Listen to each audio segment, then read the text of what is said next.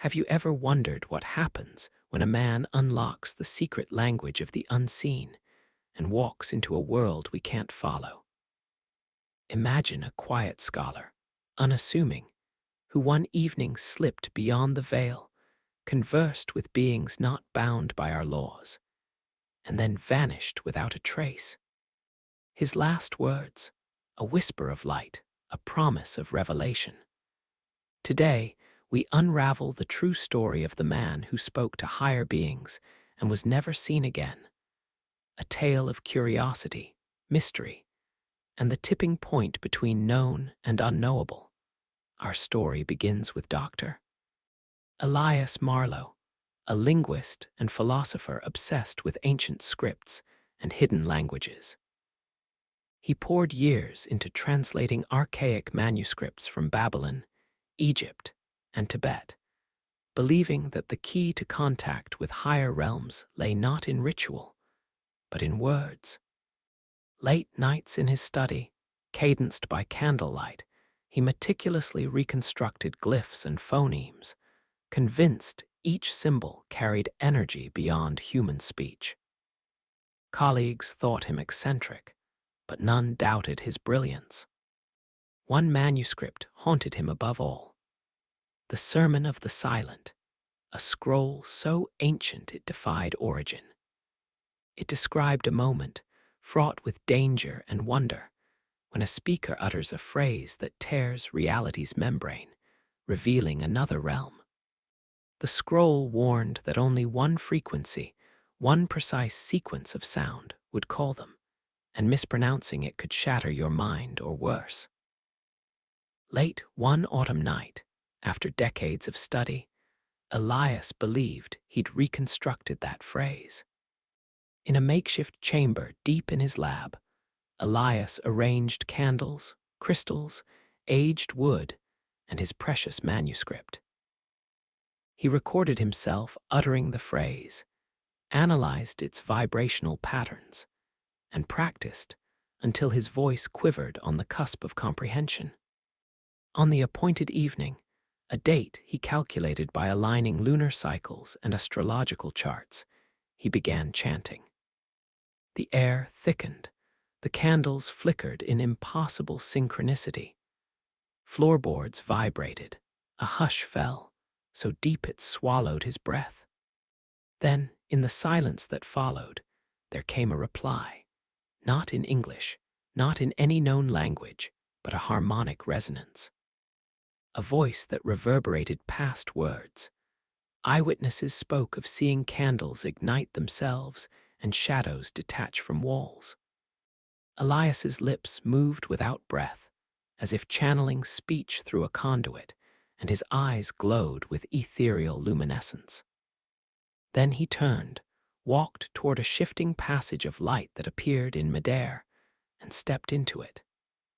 The chamber dimmed except for a solitary candle. The light and the man were gone. Search teams found no body, no portal, no sign of disturbance, only melted wax, a single slip of paper with indecipherable symbols, and that lingering resonance carried on the air, like a chord that refused to fade. Was he gone, transformed, consumed? That question hangs in the silence of his empty lab. In the weeks that followed, rumors spread. Some whispered that he'd become one with the luminal beings, entities of pure consciousness who exist between reality's folds. Others believed he had died, his mind destroyed by cosmic voices. A few claimed to have intercepted signals on radio waves, vibrations repeating that same harmonic resonance. Conspiracy theorists argued governments suppressed evidence. Skeptics said it was suicide cloaked in delusion. His family, devastated, could only cling to scraps. A final letter hinting that he heard the promise of worlds we're not meant to see, and a worn notebook scribbled with mathematical equations and sonic diagrams. But the story doesn't end with disappearance. Years later, people recite uncanny verses, they say, came to them in dreams, phrases that match Elias's manuscript. A musician claimed to have composed a symphony guided by the resonance. A blind poet wrote lines that evoke unearthly sights. They didn't know Elias, but they were touched by something beyond human origin. Was his voice still echoing through others? Was he sending messages back? Some scientists studied the phenomenon, suggesting that rare resonances can imprint themselves on the collective unconscious, like ghost infrasound that lodges in our psyche. Others believe in a quantum echo. Once a phrase pierces through, it leaves a trace that bleeds into random minds. Skeptical, yet intrigued, parapsychologists created devices to detect these echoes. They recorded patterns reminiscent of Elias's final chant, but denied the source, lost in static, blurred by international interference, but always present. Then there are the dreamers. Thousands reported identical dreams. A candlelit room, a man chanting in a language that transmutes into color, a passage of shimmering light. Some woke sobbing, some inspired to creative genius, others forever changed. Elias became myth, a figure crossing over from mortal to eternal, a pivot between known and unknown. What does this tale reveal about us? It asks whether language is just communication or a key, fragments of cosmic code we lost when we forgot to listen. It asks whether curiosity is blessing or curse, and whether some doors, once opened, cannot be closed. Are there realms beyond sense? And if we find the words, must we pay a price? As seekers, we ask, does the boundary between science, mysticism, and madness move with intention or belong only in stories? Did Elias choose this fate, or was he chosen? Does speaking with higher beings require sacrifice, or is it the ultimate expression of human potential? Tonight, when the world is still, listen for a whisper in the static, a hum beneath the hum you know.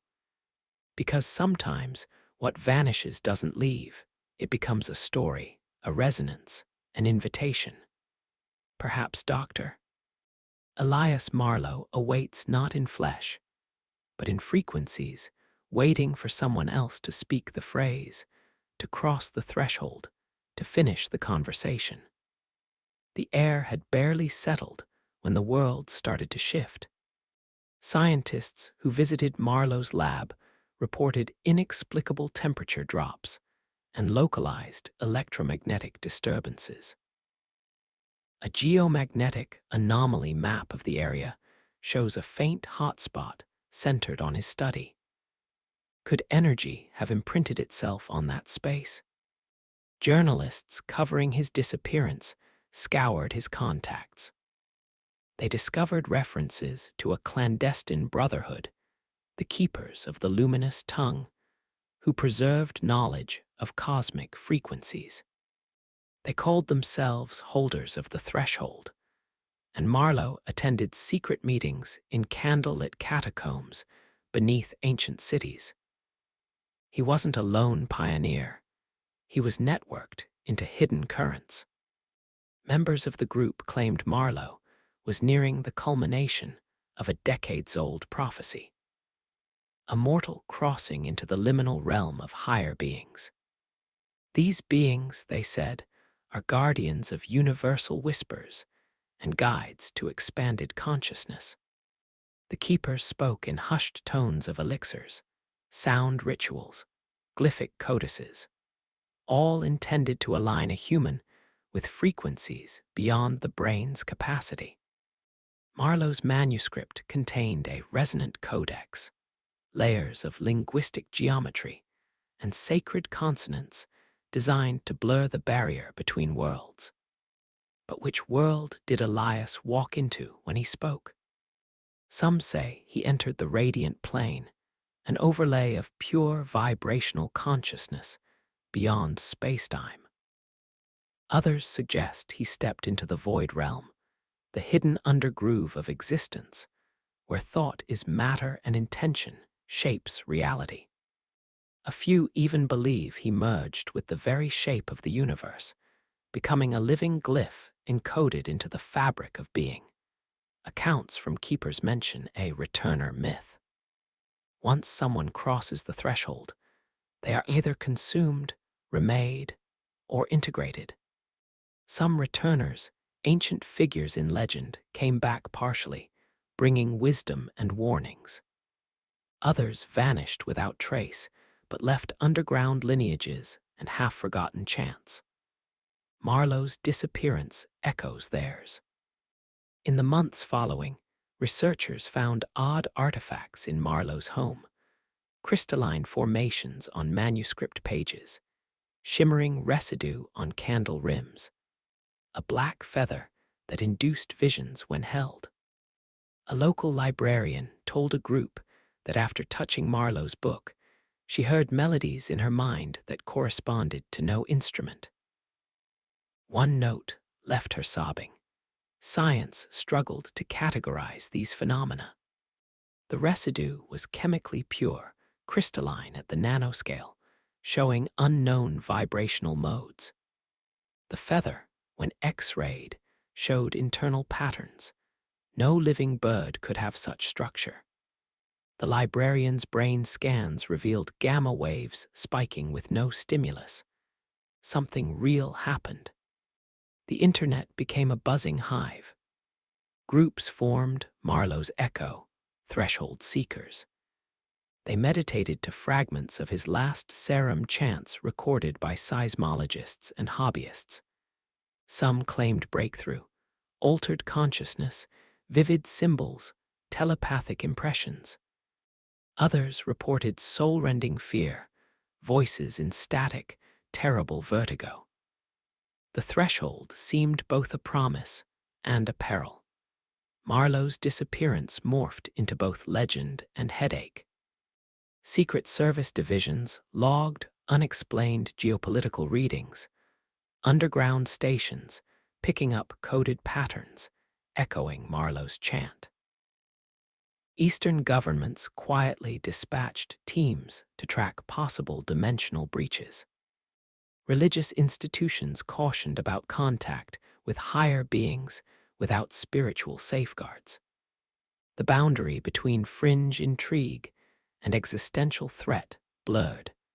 Emotional responses surged. Believers saw Marlowe as a pioneer, a cosmic explorer who cracked a code generations sought. Skeptics saw cultist madness, a man undone by obsession. Families of keepers whispered of accidental sacrifice. Some followers built altars for Marlowe, candles, feathers, recordings. Others publicly denounced dangerous delusion. Years passed. One morning, an anonymous email went to major media outlets. A WAV file. People across cities described hearing the sound, low and resonant, like cosmic ocean waves folded through pipe organs and human voice. The file was too long for standard AI watermarking. Microphone arrays in multiple countries captured the frequency simultaneously. The original source was untraceable, but the melody stirred something primal. Many were moved to tears. A few collapsed. Investigators found that some participants' heart rates synchronized before and after listening, as if bridging to a shared consciousness. The melody in the file matched a page number in Marlowe's manuscript. The math matched crystal residue vibrational patterns. The keepers confirmed it was a calibration, an anchor tone. It could either stabilize a return or induce a permanent crossing. But no one knew which. In the midst of this, a blind musician uploaded an audio performance on a public platform, a 12-minute chord progression that matched the anchor tone. Thousands responded. Some felt transcendent clarity. Others reported terrifying visions. One shared that in that moment they saw Marlowe's final chamber and a giant door of light opening.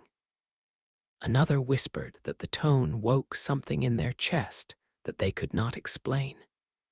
Now we have fragments, we have echoes, we have residues, and we're faced with the question: was Marlowe an adventurer or a casualty?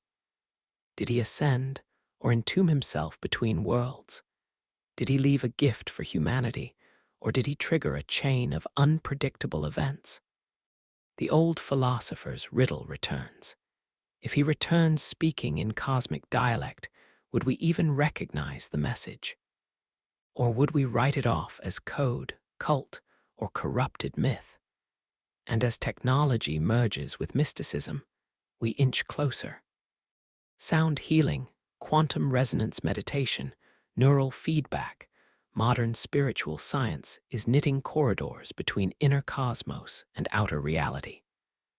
Marlowe's experiment blazed a trail, which brings us to you, the viewer. Do you dare to listen, to whisper the phrase, to follow a tone? The threshold may be closer than we think, not a far-off legend, but emerging in labs, apps, living rooms. The real mystery now is whether we are ready, and whether Marlowe's disappearance was a sacrifice, a transformation, or the first step of many. What would you risk to speak with beings beyond our world? To trade your flesh for echo, mind for light? And if all you gained was a voice that no one else could understand, would it have been worth it? And so the tale deepens, not merely as a story of one vanished man, but as a reflection of the hunger humanity has always carried to touch what lies beyond. In every culture and age, there have been those willing to risk the edge, to utter words unspeakable, to step into light no eye was meant to behold. And with Marlowe's disappearance, it's as though a door cracked open wider than before, just enough for others to feel the pull. Philosophers argued for centuries that there exists a language older than speech itself, a vibration coded into the bones of existence, spoken in color, tone, and pulse. The Greeks called it logos, the Hindus called it shabda, the mystics called it the word before sound. Marlowe's work was a modern iteration of an ancient pursuit, not magic, but physics of the spirit. A system where intention shapes matter, where consciousness folds light, where one properly formed vibration can breach the membrane of worlds. In the aftermath, those most sensitive to resonance reported disturbances. Dreams saturated with impossible geometries, fleeting visions of translucent figures watching from the periphery of waking life, moments of profound dislocation, as if reality blinked and resumed half a beat later. Some wrote symphonies of eerie beauty, others suffered unbearable dread. These were not mass hallucinations, but individual fractures, spread thin across continents, hinting that Marlowe's chant hadn't vanished. It was still echoing through the cracks. One of the most disturbing occurrences happened 3 years to the day after his disappearance. In a remote Tibetan monastery, monks heard a sound during morning prayer, a harmonic tone not produced by human voice or bell, one that resonated through the stones. The abbot later admitted it matched ancient oral chants once believed lost to time. Hours later, symbols appeared etched into frost on the monastery's windows, symbols no one there had ever written. In a seemingly unrelated event, a long-forgotten audio archive from the 1940s was unearthed in a European university. Inside one reel was a frequency recording identical in pattern to Marlowe's final chant. But the reel predated him by decades. It raised a troubling question. Had others spoken with these higher beings before? Were they still speaking now? Was Marlowe part of an ancient conversation disguised as coincidence, scattered across time? Even skeptics grew uneasy. What began as a dismissed mystery started resembling a pattern. Respected physicists quietly began studying the vibrational intervals of ancient chants, discovering harmonic structures impossible to create with known tools.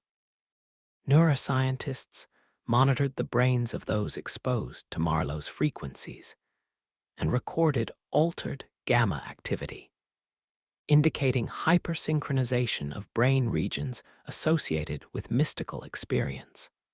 As belief spread, new seekers attempted to reconstruct the chant. Some succeeded only in creating eerie but harmless tones. A handful claimed breakthrough, describing the same visual corridor of light Marlowe entered. Most went silent soon after. Were they overwhelmed, or did they two-step beyond? The more radical circles spoke openly of Marlowe still existing, disembodied as a form of conscious resonance, a frequency being able to interact through rare harmonic windows.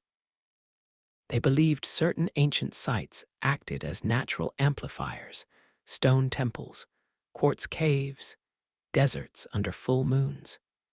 Small groups gathered, reciting reconstructed phrases, hoping to attract a reply one day. During such a gathering, a device known as a coherency analyzer registered an anomaly.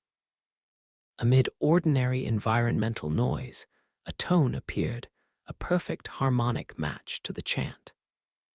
It lasted 17 seconds. The pattern was too structured for nature, too organic for a machine. It called to the group in a way that bypassed language, a message felt rather than heard. Afterward, every participant reported the same phrase in their mind: "The threshold remains open." That phrase spread like wildfire online. Artists incorporated it into paintings. Coders encrypted it into hidden files. Poets wrote verses shaped by its gravity. Psychics claimed to hear a voice beneath white noise. The story evolved from an individual mystery into a cultural undercurrent, a collective haunting. If Marlowe was gone, his absence had become more powerful than his presence. He was a node of myth, a ghost frequency, a beacon to those who suspected reality was thinner than it seemed. And the question pressing against the veil was no longer what happened to him, but what might happen to us. Because if one man could slip through by accident or intent, what kept others from following? And if beings of higher realms truly exist, waiting for those daring enough to utter the ancient phrases, then we stand on the edge of discovery or catastrophe. Today, experiments continue in secret. Frequencies are tested, thresholds probed. Not because we are reckless, but because it's in human nature to knock on every door labeled forbidden. Marlowe's fate is a reminder that with every opening comes consequence. A voice not meant to be heard might answer, and now it falls to you. What would you risk to know what waits beyond the veil?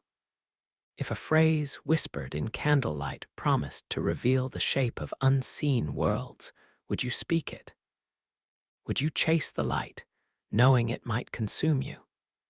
Or would you let it pass, haunted forever by the knowledge that one man stepped through, and you never followed?